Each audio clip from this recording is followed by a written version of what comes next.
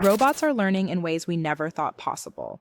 From mastering motor skills to adapting in the real world, there's a revolution in intelligence, dexterity, and what is possible. Stick around and see how the latest AI tech makes modern robots AI dope. Picture this. A robot patiently threading a shoelace through those tiny little eyelets. Then it ties a perfect knot. Sounds pretty normal, right? Yeah. But, not that long ago, this was pure science fiction. Absolutely. So we're diving deep into a world where robots are learning in ways that we just couldn't imagine just a few years ago. Yeah. And trust me, it's about to get really, really interesting. Oh, it really is. It's amazing to see just how far robotics has come. And, that simple act of tying a shoelace actually shows us a fundamental challenge in robotics.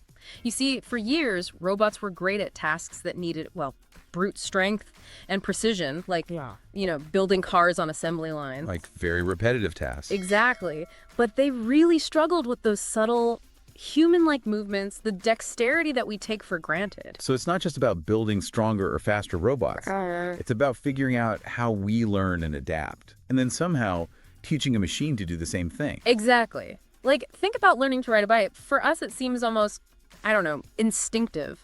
Yeah, it's like second nature once you get it. Right. But it actually uses this super complex mix of balance, coordination, and anticipating what's going to happen next. And getting a machine to do that is incredibly difficult. I remember when my niece was learning to ride her bike. She fell so many times, I lost count. Yeah. But she just kept getting back up, adjusting her balance a little each time. Yeah. And then suddenly she was off, riding like the wind. It seemed like magic at the time, but looking back, it was really all about learning from those mistakes, wasn't it? Exactly. Trial and error. And that's a key concept in robotics today. We're moving away from telling the robot exactly what to do every single movement.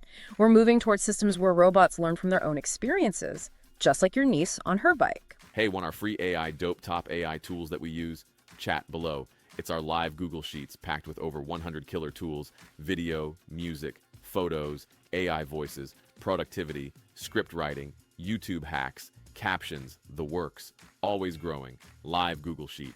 Always free. AI, dope top AI tools that we use. Download and chat below. Back to the show. So how do you even start teaching a robot? Right. Is it like in those old sci-fi movies where they just upload information straight into its circuits? I wish it were that easy. It's much more nuanced than that. One of the biggest breakthroughs has been in something called motor babbling. Motor babbling. Yeah. And yes, it really is a scientific term. Okay.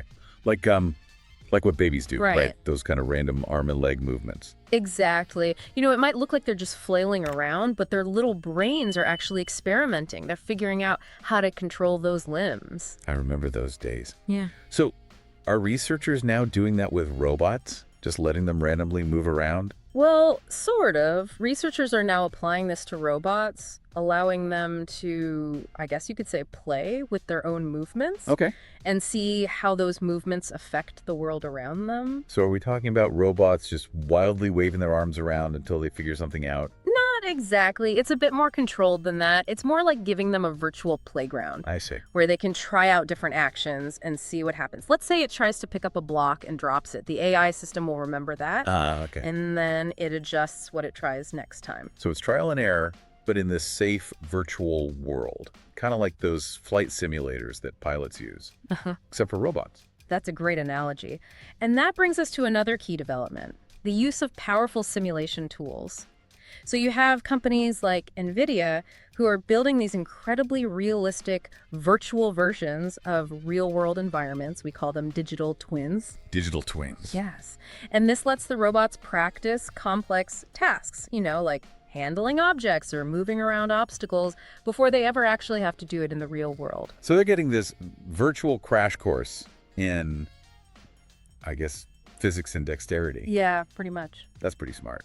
But isn't there a limit to what you can learn from a simulation? It's not really the real world, right? You're absolutely right. Simulation is a great tool, but it can only take you so far. To really master a skill, robots need to actually interact with the real world. Right.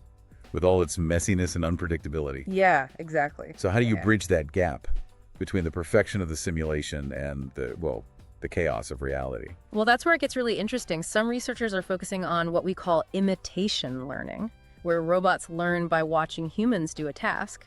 So like those cooking shows where you watch a chef make a dish step by step, but the chef is a human showing a robot how to, I don't know, fold laundry or put together furniture. Exactly. And this is actually happening at places like Google's robotics labs. They have a system called Aloha. Just imagine a room full of robotic arms, each one controlled by a human operator, Okay, I can picture that. each doing a different task. But how does simply watching a human actually teach the robot anything? The key is in the data. Every successful movement, every adjustment the human makes is recorded and analyzed by an AI system. And this creates what we call large behavioral models. Large behavioral models. Yeah, it's like a huge database of human skills and expertise. And then robots can use this database. So it's like giving a robot access to the knowledge of countless humans, Oh, all packed into this massive library of movements and actions. exactly. It's like a shortcut to learning. It lets them skip some of those boring trial and error steps. Yeah, that makes sense. But it's not just mimicking human movements, right? It's about the robot understanding the why behind the what. Exactly. And that's where AI really comes into play. AI algorithms help robots make sense of all this data. They learn from it, and they learn how to apply what they've learned to new situations. Okay, now things are clicking. But I gotta ask, if they're learning from us, are they also picking up our bad habits? I mean, we humans aren't exactly known for always doing things in the most efficient way. That's a great point, and it highlights how important it is to choose the right data and filter out the rest. Right. You don't want the robot copying every single human action. Of course not. Only the ones that are the most effective, the most efficient. So it's like having a really good coach, Right. someone who not only shows you the right technique, but also tells you what mistakes to avoid. Exactly. You know, when we talk about this universal AI for robotics, it's fascinating to think about how it might change our relationship with these machines. We often think of robots as just tools, but what happens when they become more like partners? You know, capable of learning, adapting, and even making their own decisions. It's like, are we blurring the lines between humans and machines? It's both exciting and a little unnerving, to be honest. Yeah, I get that. But before we dive too deep into those philosophical questions, I want to come back to something you mentioned earlier about robots actually surpassing human capabilities. We talked about that excavator, you know, the one building a wall. Right. Are there other examples where robots are already outperforming humans in specific tasks? Absolutely. Like, think about the world of gaming. Do you remember AlphaGo? Oh yeah, the AI that beat, what was it, a world champion Go player. Yeah, that was a huge moment. It showed us that AI can not only learn really complex strategies, but also outsmart a human expert in a game that we used to think was like the peak of human intelligence. Yeah, it's crazy to think about. Okay, so playing Go is one thing, but what about things that need actual physical skill? Are there any examples where robots are beating humans in the real world? One really amazing example is in microsurgery. Researchers have made these robotic systems that can do incredibly delicate procedures, like stitching together blood vessels that are thinner than a human hair. Oh, wow. Yeah. I can't even picture trying to thread a needle that small, let alone actually doing surgery. Right. How is that even possible? What makes robots so good at this kind of thing? Well, it's a combination of things. You see, robots, they don't have to deal with things like tremors or fatigue like human surgeons do. Makes sense. And we can give them high-resolution cameras and super specialized instruments that allow them to operate with incredible precision. So it's like having a surgeon with superhuman steadiness. Yeah, and microscopic vision. That's pretty amazing. Yeah. But what about the decision-making in surgery? You know, surgery isn't just about having a steady hand. It's about making judgments based on experience and expertise. Can robots really do that? That's where AI comes in.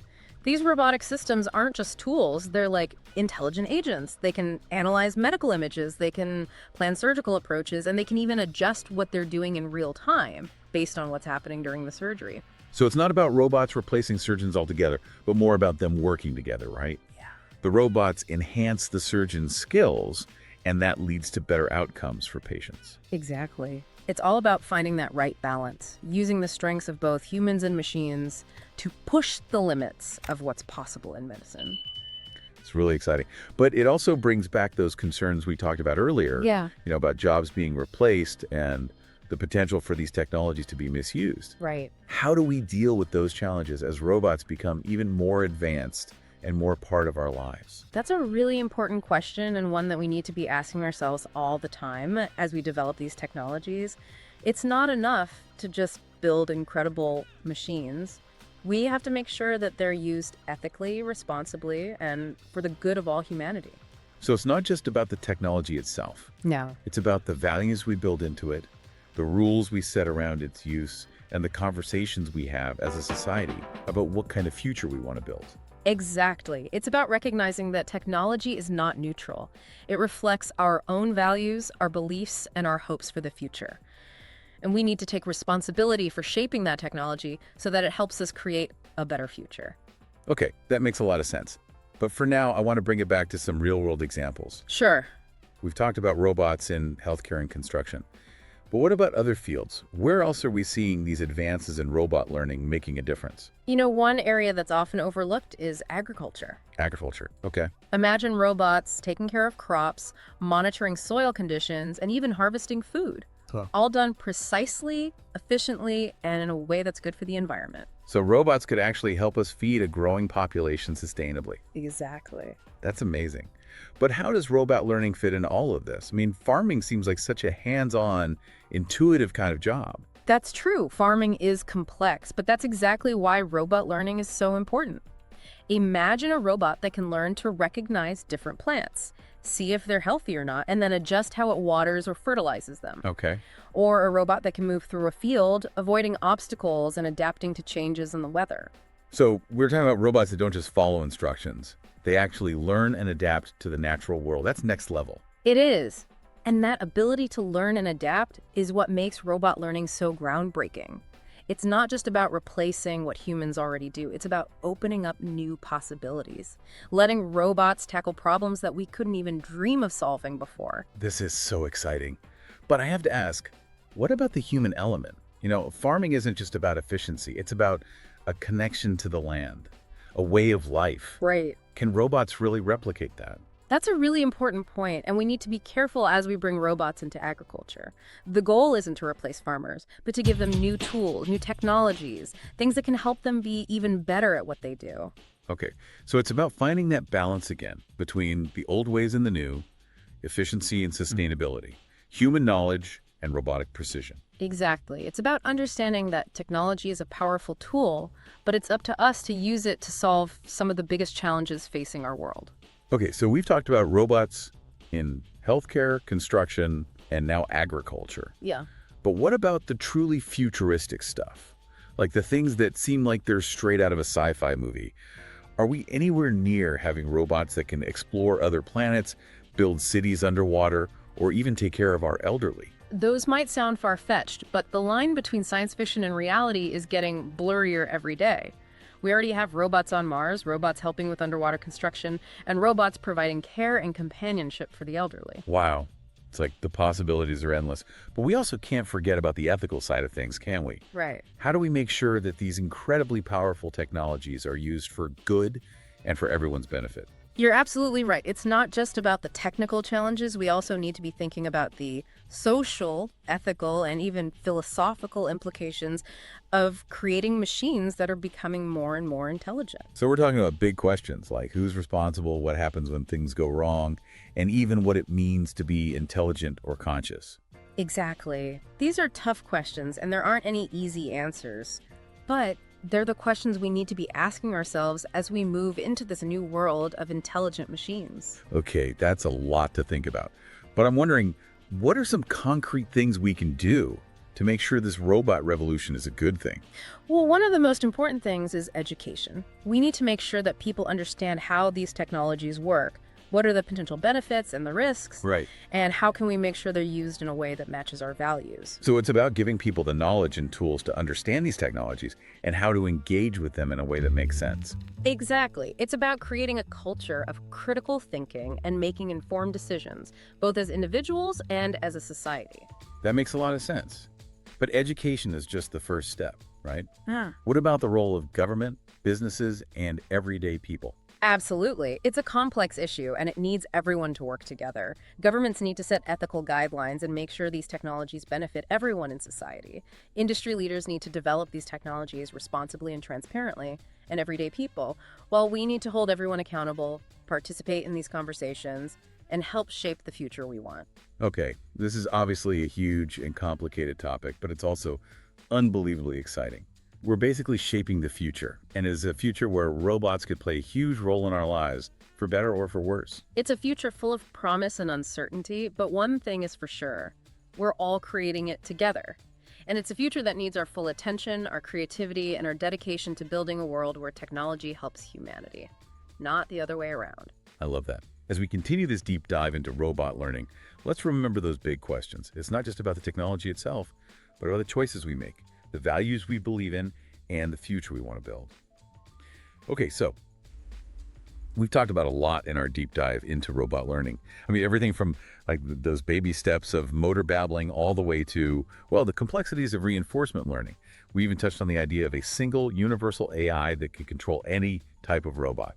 Pretty mind-blowing stuff. But, amidst all this amazing technology, I keep thinking about the human side of it all. What does this robot revolution really mean for us? As individuals, as a society, as a species even? You're right, that's the core question, isn't it? And honestly, it's one we need to be thinking about all the time as these technologies keep developing. It's easy to get swept up in the excitement of it all, the new gadgets, the futuristic potential, but we can't lose sight of how this impacts people, both the good and the bad. So let's start with the good stuff. We've already talked about how robots can make healthcare better, improve construction, and even change how we grow food. But what about on a bigger scale? How could robots make life better for everyone? One of the most promising areas is using robots to tackle some of the world's biggest challenges, like climate change, poverty, or even disease. Imagine robots working with us to create clean energy, build sustainable cities, or even bring life-saving medical care to places that don't have it. That's a pretty incredible picture. Yeah. But it also makes me think about, fairness. How do we make sure everyone benefits from these advances, not just the wealthy or those who already have access to the latest technology? That's a critical point. We need to address that head on. It's not enough to just build incredible machines. We have to make sure they're used in a way that benefits all of humanity, not just a select few. So it's about thinking beyond the tech itself, right? Yeah. We have to consider how our social and economic systems will play a role in who gets to use these technologies and who benefits from them. Exactly. Technology isn't some neutral force. It's a tool that can be used for good or for bad. And it's up to us to guide it in a way that aligns with our values and our hopes for the future. That's a great point. But let's be real, there are potential risks here too, right? We've already talked about jobs being replaced, the potential for misuse, and those bigger philosophical questions about intelligence and consciousness. So how do we navigate all that and make sure this robot revolution actually makes things better? I think a lot of it comes down to changing how we think about it. Instead of being afraid or resistant, we need to approach it with curiosity, a willingness to collaborate, and a proactive mindset. These technologies aren't going away, they're here to stay. So it's in our best interest to learn about them, understand them, and guide their development in a way that's good for everyone. So it's about embracing the potential while also keeping an eye on those risks, right? Oh, right. Working together to create a future where robots and humans can both exist and thrive.